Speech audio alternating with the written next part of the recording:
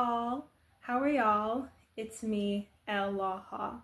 Hey guys, and welcome back or welcome to Elements of Eloha, where I talk about things that interest me, affect me, or am very passionate about.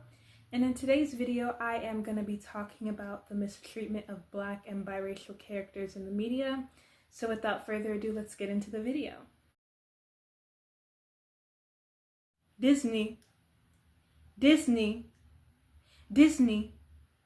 How many times did I call your name? Why is it that Disney wants to focus on reboots and remakes and reimaginings instead of focusing on new content?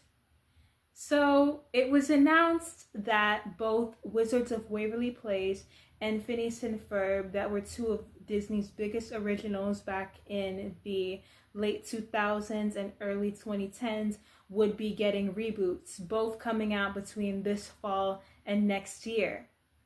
These shows had perfectly good endings. They even had spin-off movies a few years after the show ended, and yet still they want to be making reboots.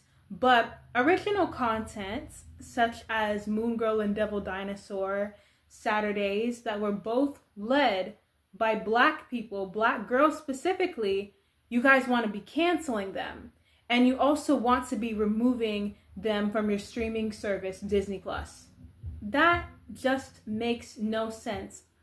Okay, canceling a show is one thing, but removing it from your streaming service as if the show never existed is just sick. Because now you can't even have people 5 years down the line be like, oh, this show is actually a gem. I don't know why it got canceled. Something that the newer generations could have watched, they'll never be able to find it because Disney wanted to be greedy. Instead of focusing on all of the content that they could market towards Gen Alpha, there were so many shows starring Black leads or POC leads that got canceled. Moon Girl got canceled. It may get removed from Disney+. Saturdays got canceled and removed from Disney+. Haley's On It got canceled and removed from Disney+.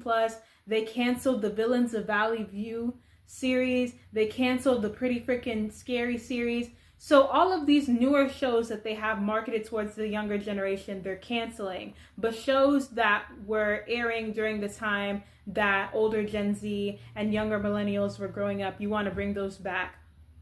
Why?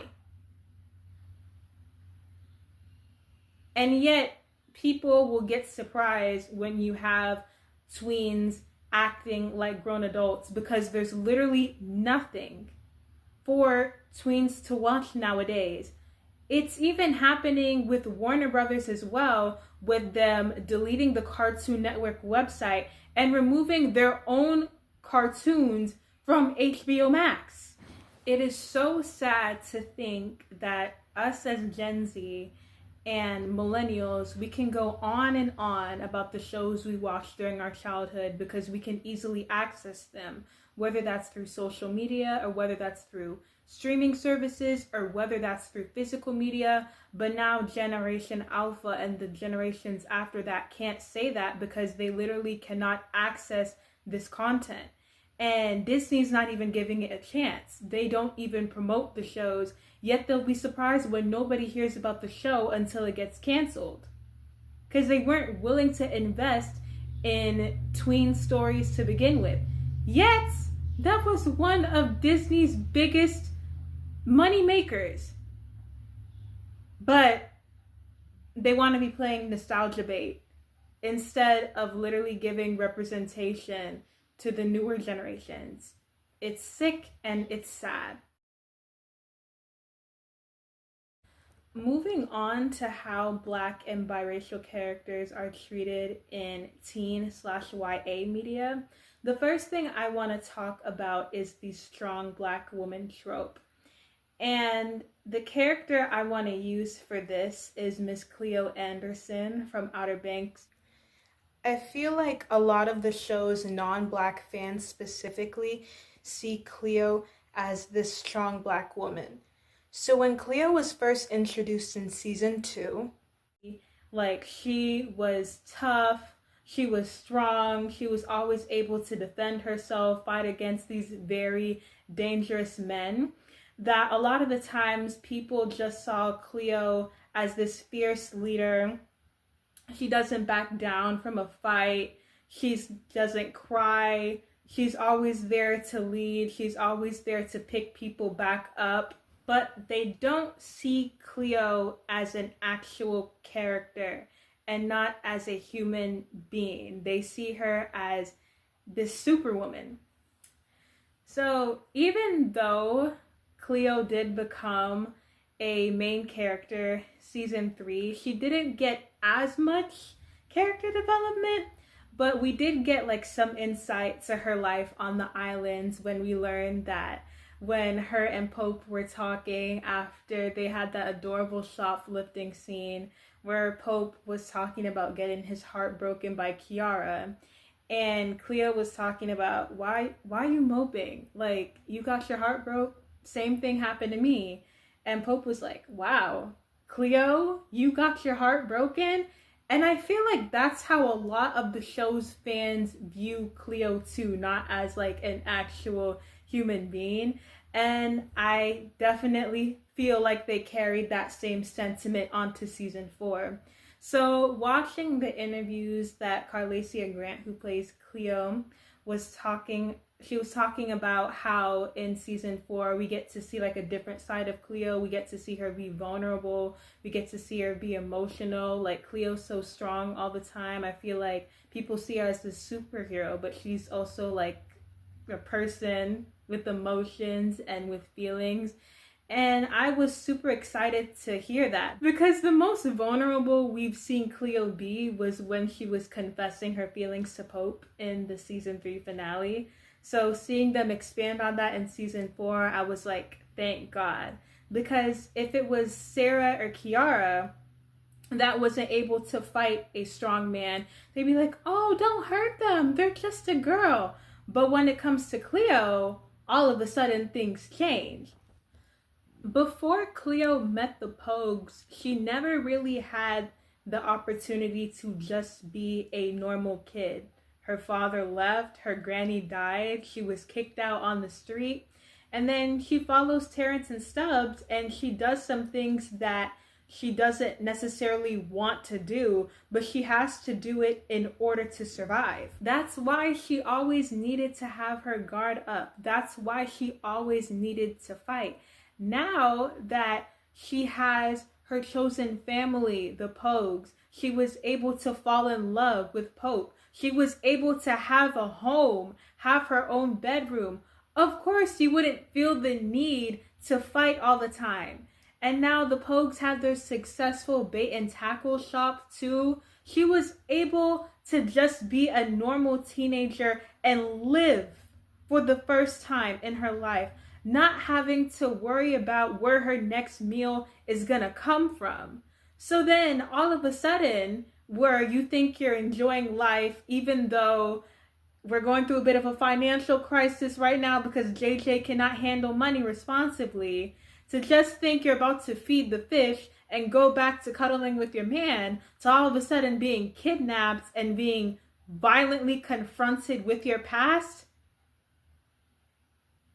having to put your guard up after having it down for almost 2 years. Yeah!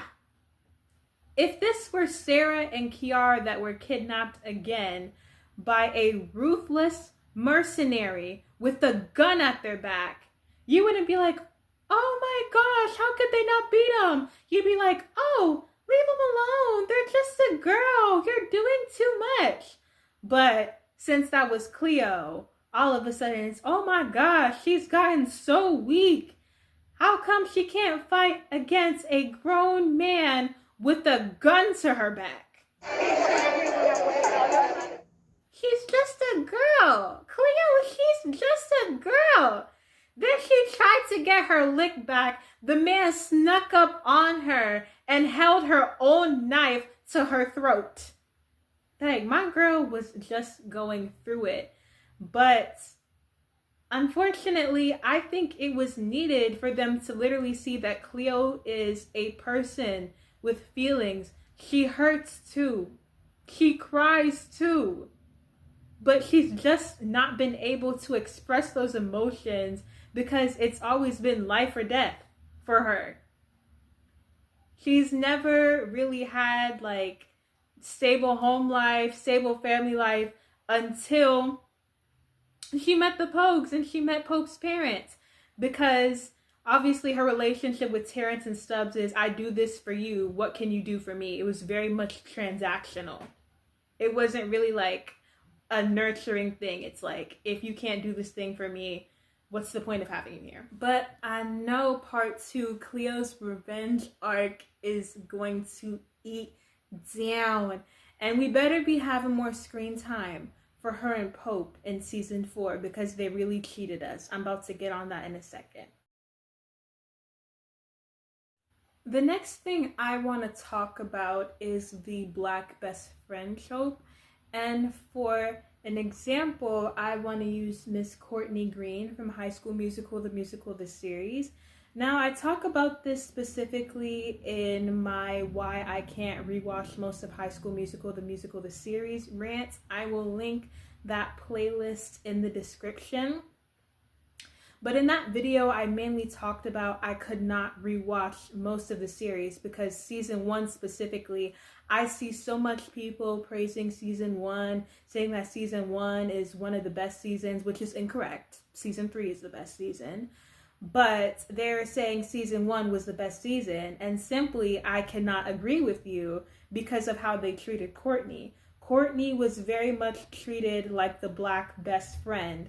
The only time Courtney would get screen time would be whenever Nene was around. Her main purpose in season 1 was to just be Nene's best friend. Most of her storylines were tied to Nene. Whether that came to Nene's love life or whether that came to the show, it always had to be tied to Nene. It wasn't until Nene left for the Youth Actors Conservatory in season 2 that Courtney was finally able to become a character, which was so sad because I feel like this obviously contributed to how a lot of non-white fans saw Courtney's love life, because Courtney, she's just a girl. She loves love. She wants to be loved like all of the other characters in the show. When it came to everyone else's love life, they were rooting for all the ships on the show. But when it came to Courtney's love life in season 2, screw Howie.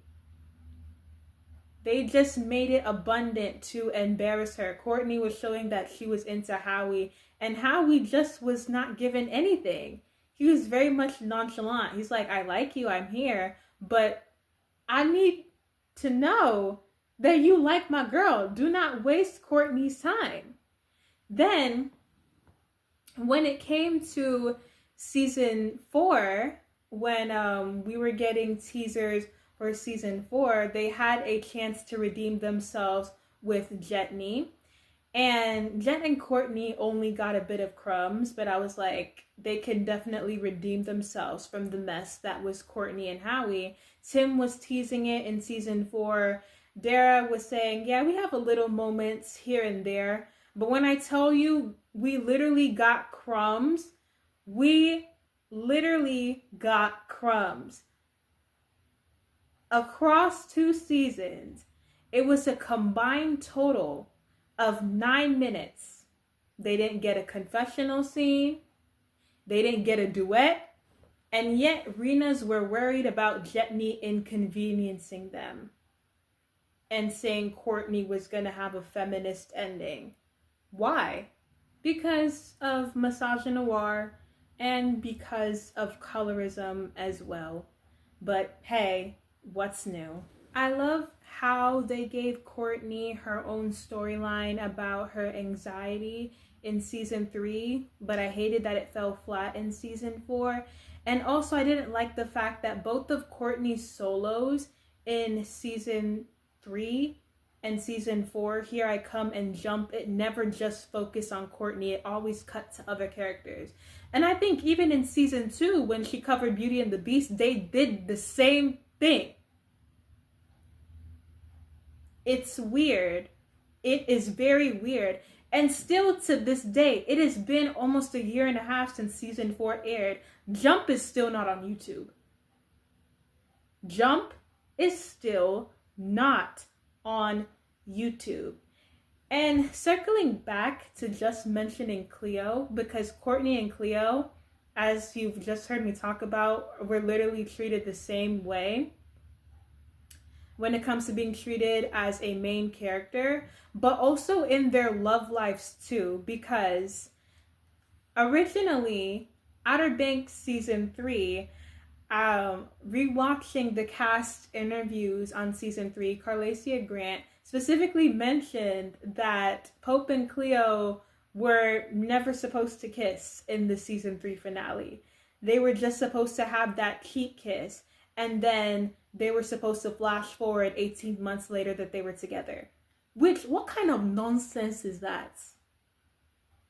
All the other ships were able to get the confession and able to get that big first kiss moment, but ship between your two dark-skinned black leads, you're like, let's just skip over the big first kiss moment that lets you know that these two characters are about to head into a relationship.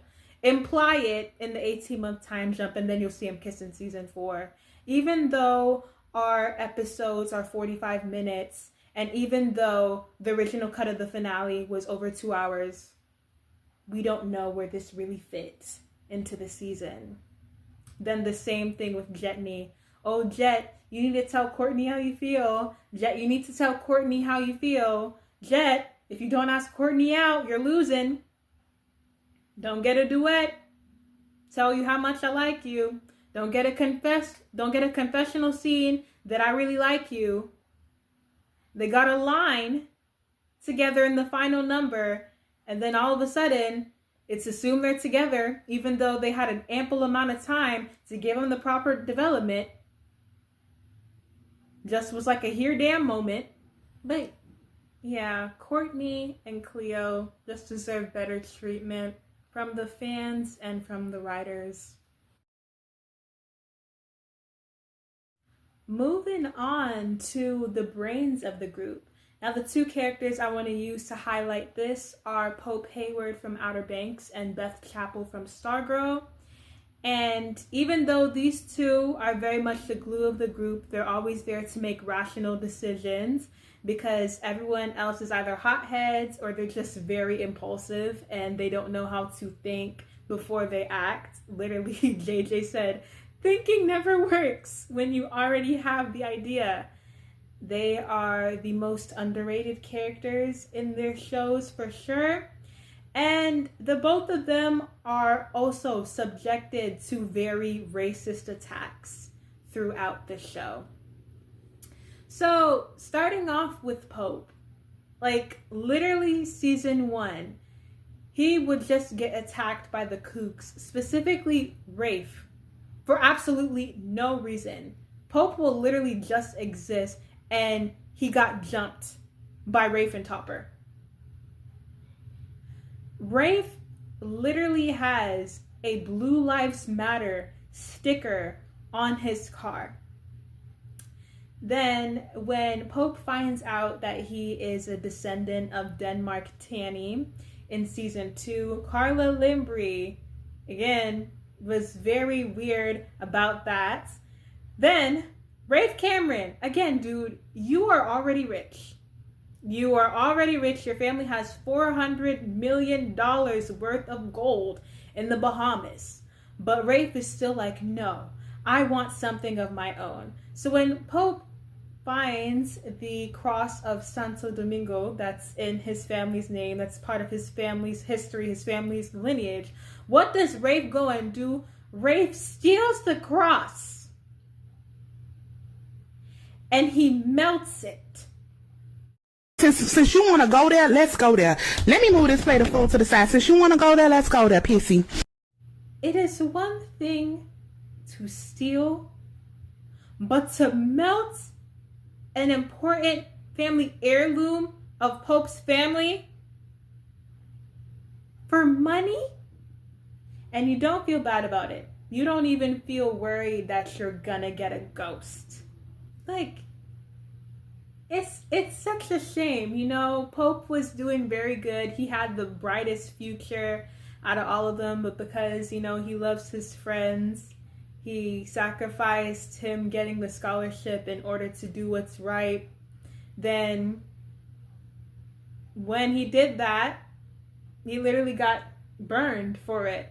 Important family heirloom, he lost it. He thought it was gone. Then he thought he got a second chance in season 3, only to find out that, boom, Rafe melted it and he lost the scholarship.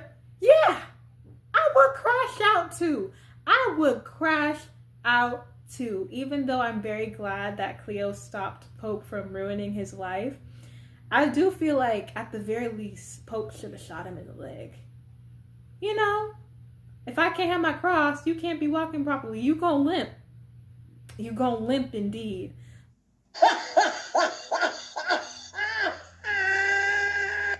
But,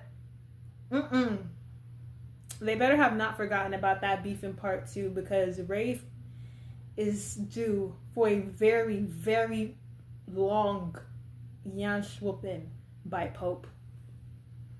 And then moving on to my other sweetie pie, Miss Beth Chappell from Stargirl.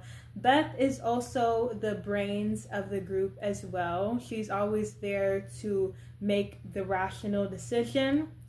But there's been so many racial attacks towards Beth in season 1, and season 2 definitely highlights it, that Beth was never supposed to be a part of the group. She forced herself into the group. Oh yeah, she broke into Courtney's house and she stole the Dr. McNider's goggles, which, yes, even though she did, Courtney stole that stuff from the Justice Society headquarters.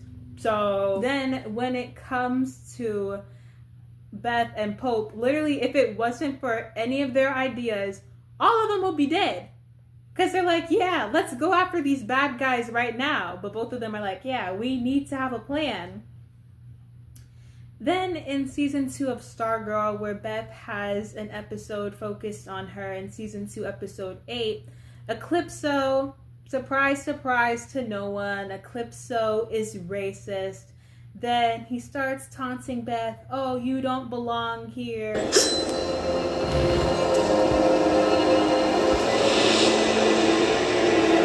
What? How'd you get in here, kid? Huh? Are you lost? I think she is, boys. You don't belong here. One of these things is not like the other. You're all wrong. Wrong age, wrong gender, wrong color.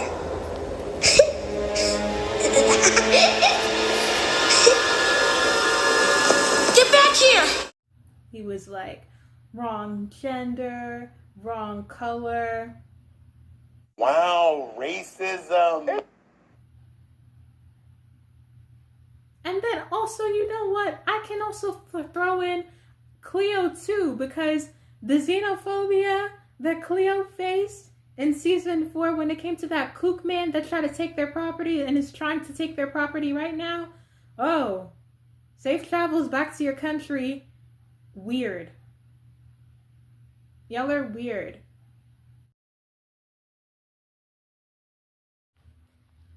The next thing I want to talk about is using Black and biracial girls as an I can fix him girl to characters that are either racist or a gangbanger. And I'm just gonna say, if you ship these Black/biracial girlies with any of these boys I'm about to mention, this is not a safe space for you, baby. No. No. Mm-mm. And the first character I'm about to mention is none other than my sweetie, Miss Kiara Carrera. Because y'all really be trying my sister. Y'all really be trying my sister. Like, what do you mean people see Kiara and Rafe as an enemies to lovers ship? Let me be my Dr. Umar bag. What do you mean you see Kiara and Rafe as an enemies to lovers ship?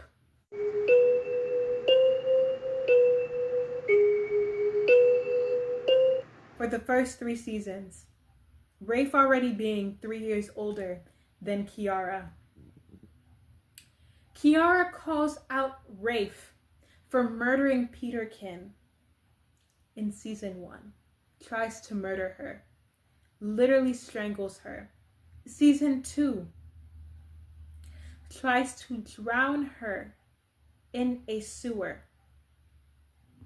When the Pogues tried to get away from the coastal venture in the season 2 finale, he points a gun at her.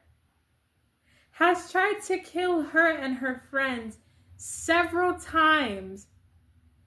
Is literally a racist, literally a murderer. If Kiara calls out the Cameron men, Ward and Rafe, for being murderers, why would she want to be with them? But Rafe didn't rat out Kiara for stealing his boat in season 3. And so? Yawning, sloppy, lazy. They've had a special bond since Sarah and Kiara were best friends. And so? Guess what? Rafe was being a creep then too. Yes, I bought the Outer Banks book that came out like 2 years ago. Rafe used to be a creep and listen on to Sarah and Kiara's sleepovers. This was from Sarah's section of the book, but just look. Just look at all the stuff Rafe did. Then apparently in season 4, Riara fans are still going strong. Kiara literally had to have a knife on her in season 4 because she was scared of Rafe. Not because she was in love with him. She's literally scared of Rafe because he is a racist, psychopathic thief. And y'all think this is romantic? Huh? Y'all may not like Kiara with JJ, but I would rather take bi-key or lesbian key than Kiara with Rafe, because do y'all genuinely like her? I feel like you guys just see Kiara as your self-insert because you guys want to bang Drew Starkey.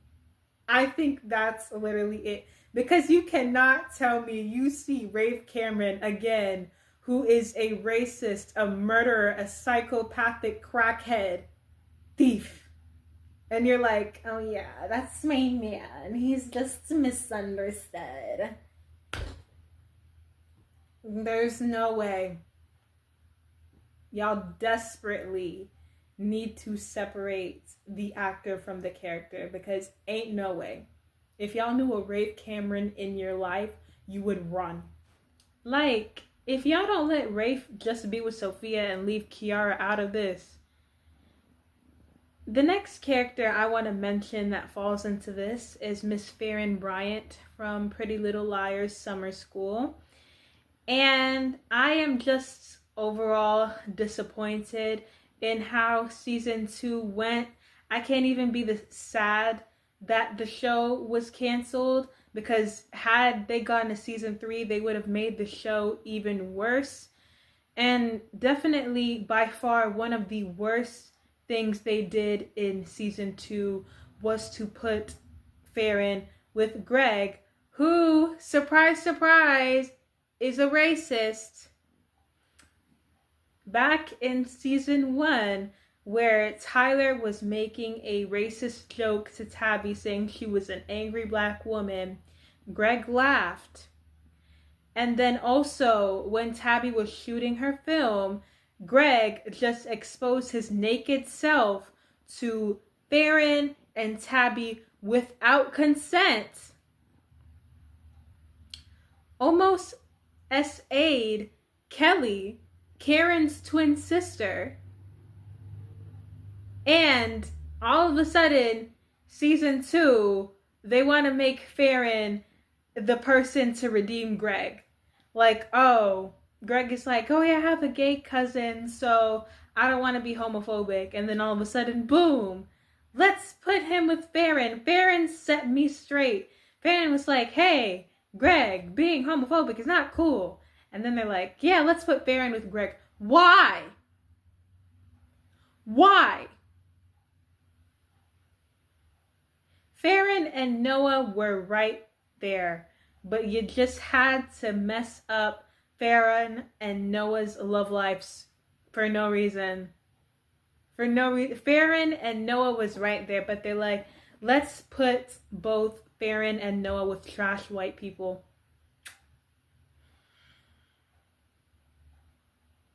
He says shame. And then lastly, out of this bunch, I want to mention none other than Miss Monse Finney from On My Block. Because if it's anybody that they wanted to make Mrs. I Can Fix Him, it's Monse. Because Monse's main priority, even though Caesar, all he did was treat Monse like crap, was try and save Caesar from his destiny, which was becoming a santo. The main reason why they wanted to find that roller world money is to stop Caesar from becoming a santo. And guess what? He still became a santo.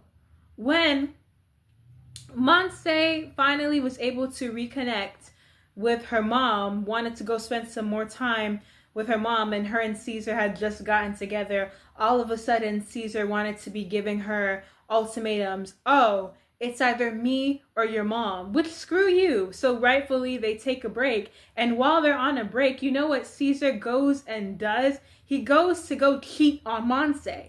You will not bring your ghetto here. And yet, Monse is still wanting to help Caesar escape. Had Monse just left, or had she just stayed in that girls' school, she wouldn't have been in that mess to begin with. Because during that flashback that we saw in season 4, Caesar put Monse's life at risk multiple times, and he just didn't care one bit.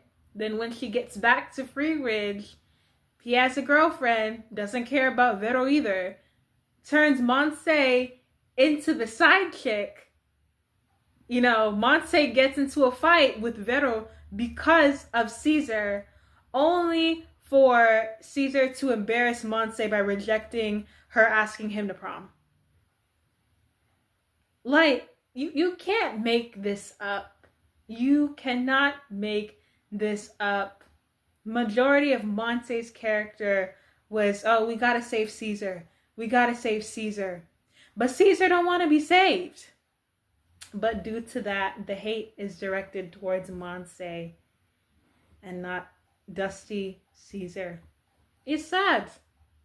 You know, they could have given Monse another love interest.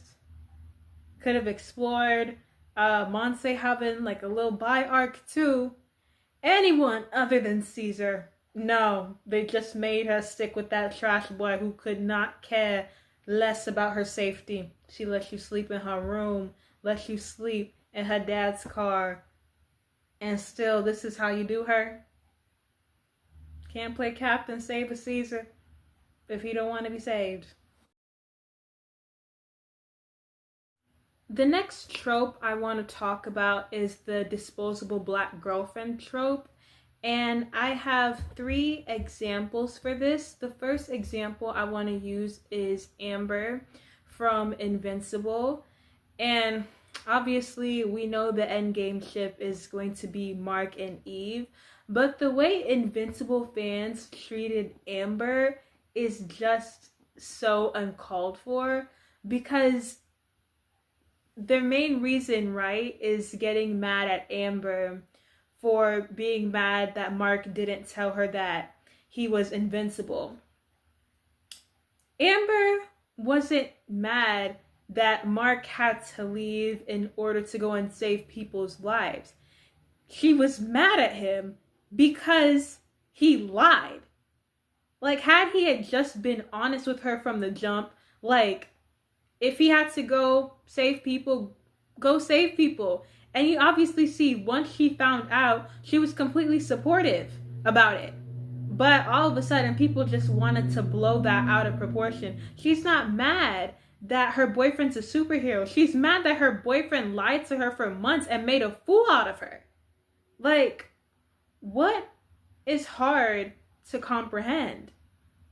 But once Mark was truthful, I really did love him and Amber's relationship.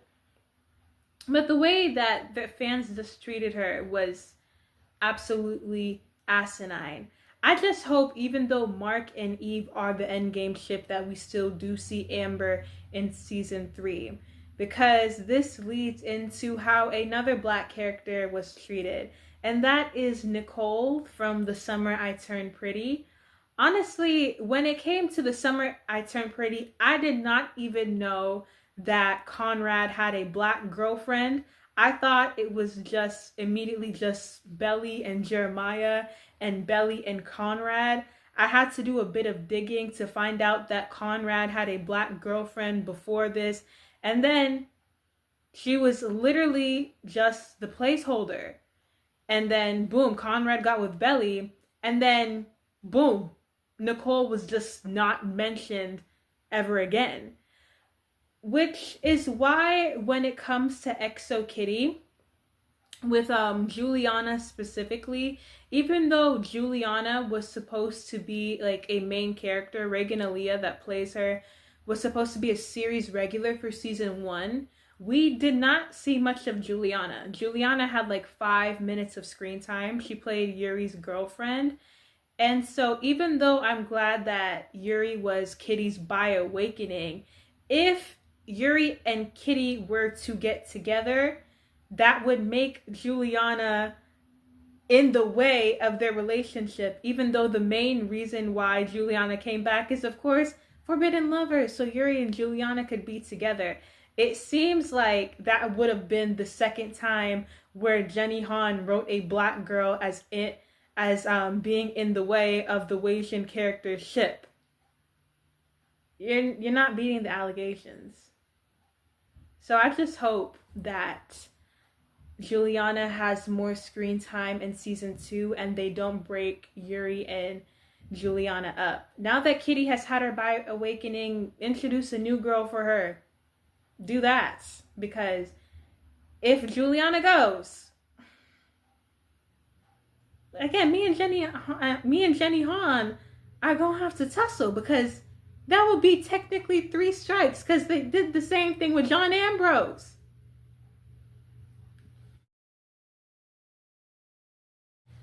Then the last thing I want to talk about is Black girls being the main heroine or main love interest for the white male main character. No, they're not platonic soulmates if it's clearly intended to be romantic. No, they're not just friends, okay? I specifically notice this hard when it comes to Percy Jackson and Annabeth Chase. In Percy Jackson and the Olympians, Leah Savay Jeffries is Annabeth Chase, and Annabeth Chase is Leah Savay Jeffries. And it honestly makes sense for Annabeth Chase to be played by a Black girl, because in this day and age, who do people underestimate more? A blonde white woman or a Black girl? It's the latter, not the former.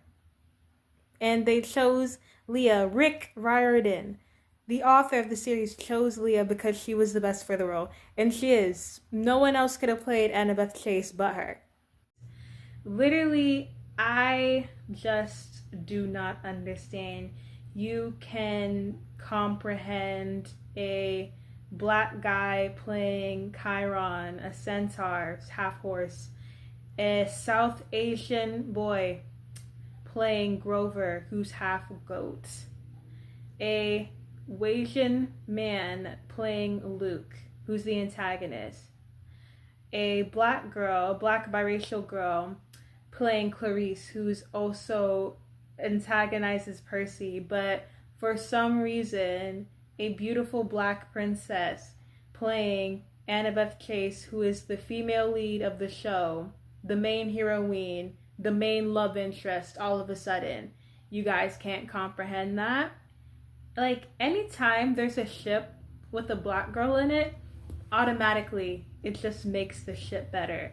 Like, Walker and Leah's chemistry is absolutely amazing, and I cannot wait to see Percy Jackson season 2 because I know the two of them are going to deliver. Anyways, y'all, that is the end of the video. If you enjoyed the video, give it a like and subscribe, and check out my last video right here. Anyways, y'all, I'll see you guys next time. Bye.